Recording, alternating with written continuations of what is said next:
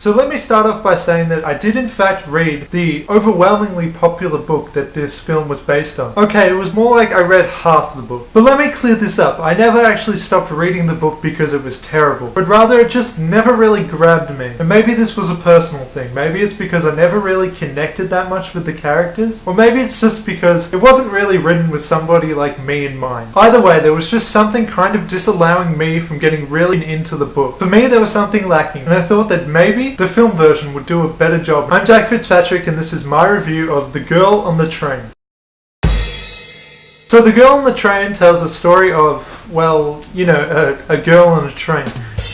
Obviously it goes much deeper than that though. Now the movie is really based around this missing woman and the mystery behind her. Throughout the movie we follow a few different characters who could be considered the protagonists. But most prominently, however, we're shown the girl on the train herself, played by Emily Blunt. This character's name is Rachel, and to put it simply, Rachel is shown pretty much as a pathetic character. The film, as well as the book, establishes her as this woman who is continuously riding the train every day from the suburbs to the city with little purpose or direction. She'd lost her job a while back, along with that her husband, as well as her home. So she's now been left in a shitty situation, living with a roommate, and this ultimately led to her alcoholism. And personally, I really appreciate the film's unapologetic ability to present us with an extremely flawed character like herself. She was far from perfect. She was not the hero of this story, and she wasn't even particularly likable or redeeming. But I'd say because of this character is one of the film's best assets. Blunt does a notably good job portraying a failing alcoholic as she tumbles down the rabbit hole, as she gets mixed up in this missing person's case. The catch is though that along with her come a selection of okay characters. Nobody else ever really comes off quite as interesting as she does. They all at times lack personality and sometimes come off as kind of artificial. Some of the characters seem to exist solely for the purpose of telling the story. Now this is obviously what all fictional characters are for. They're obviously not real and they're just there to tell the story. But it's a film or books or whatever's job to disguise this. The Girl on the Train simply didn't disguise it. Another thing that I really have to mention about this film is that this is one of those movies that relies heavily on the mystery. The thing is though that there's like maybe 4, maybe 5 suspects, and so it seems like there's not too many ways that it could go. And in the end everybody seems to start getting connected, so much so that the suggestion of coincidence just becomes absurd. It's more than that. Another thing that I really have to mention about this film is how sad and dark it is. Undoubtedly though, this was obviously done with intent, and it fits well. However, at times it can be so heavy-handed that the film seems to lack any hint of joy. There is little relief and absolutely nothing is played for laughs. This is a film that perhaps takes itself a little too seriously.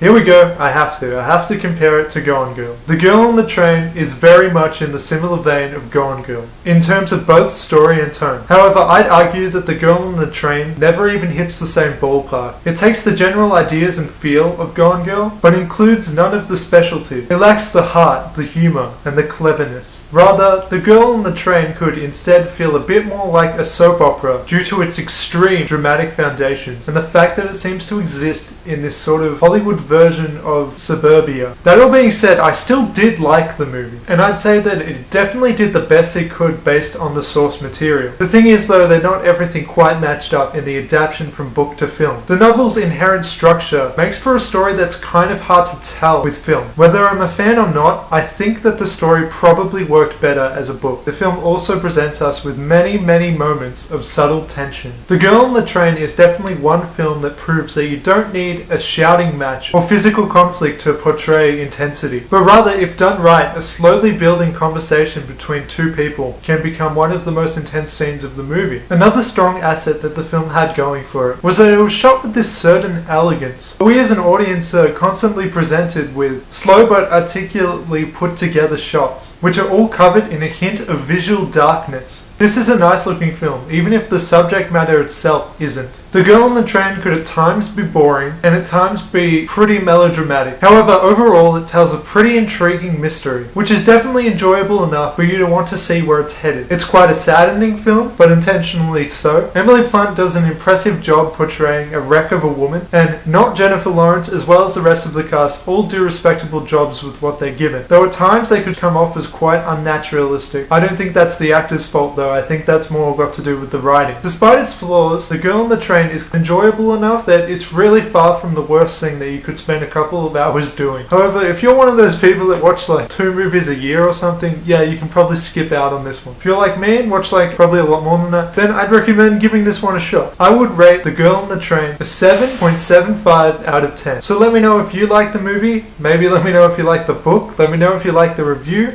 and comment, subscribe, share, and whatever the hell else you can do. I'd really appreciate it.